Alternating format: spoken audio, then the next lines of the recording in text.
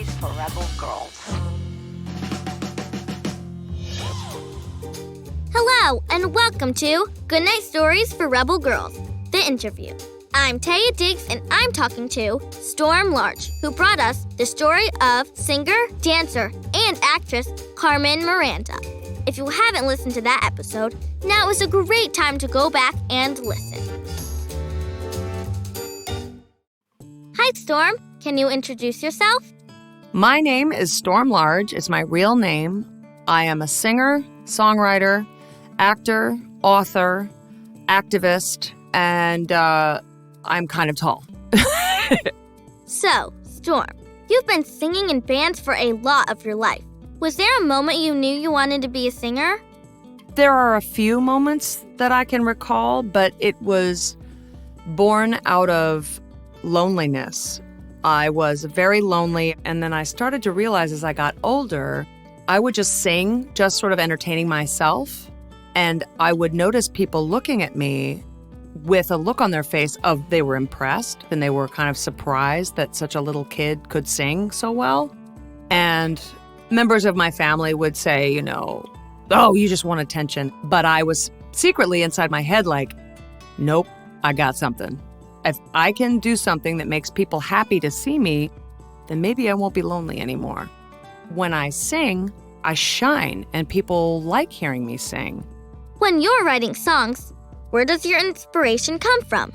My specific inspiration for writing, it comes from all over the place. It can come from reading a book. It can come from weather. It can come from a journey I've been taking,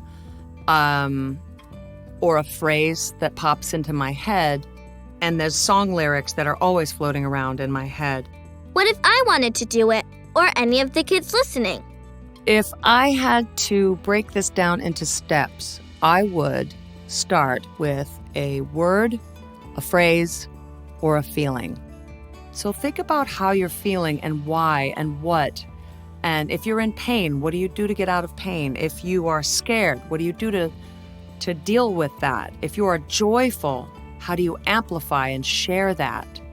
And in those questions you ask yourself, there are phrases, and sometimes those phrases are rhythmic. And when you find a phrase that feels authentic to you, that feels true, then you can go about finding a melody or a rhythm. Usually I do rhythm first, and the rhythm sort of makes a suggestion of tempo. What I do is I'll either go for a run or a walk or just do something that's rhythmic. And then the phrase could fall into the cadence of the rhythm that you're walking, running, riding your bike, tapping a pencil on a pad of paper. And then maybe a melody will come. And if you meditate on that phrase or phrasing or poem, as long as it feels real to you and honest to you, it will tumble out. Putting your feelings out there, though, can feel scary. The worst thing you can do is, and I do this, I think every artist kind of does this, because we all have artists that we love, that we're super inspired by, that we're impressed by, and we're also super intimidated by. Like, oh my God, I could never write something like that. I wish I had the courage to say something like that. But comparing yourself is instant death in creativity. You are the only you that will ever, ever exist.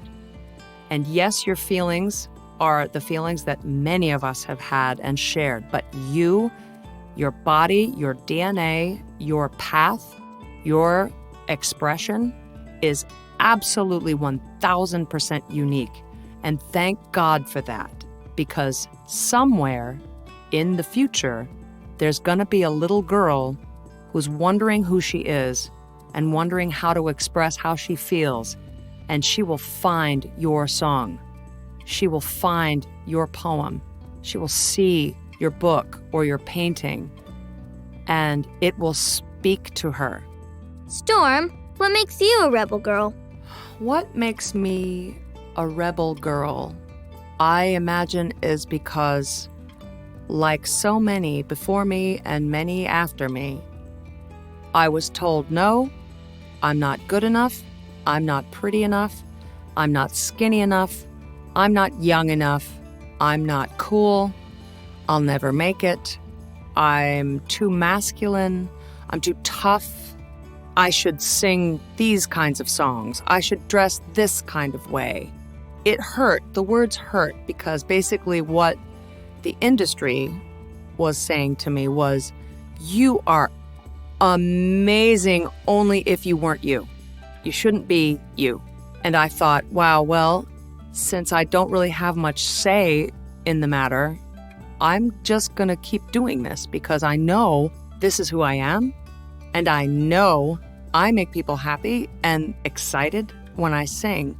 And maybe I'm not cool, and maybe I'll never get a record deal or be on the radio or be on MTV or whatever. But this is who I am. It's my truth. And I think living your truth, despite all of the naysayers and the barricades and the evidence that you will never get anywhere, living your truth makes you a rebel. Thank you for sharing your truth with us, Storm.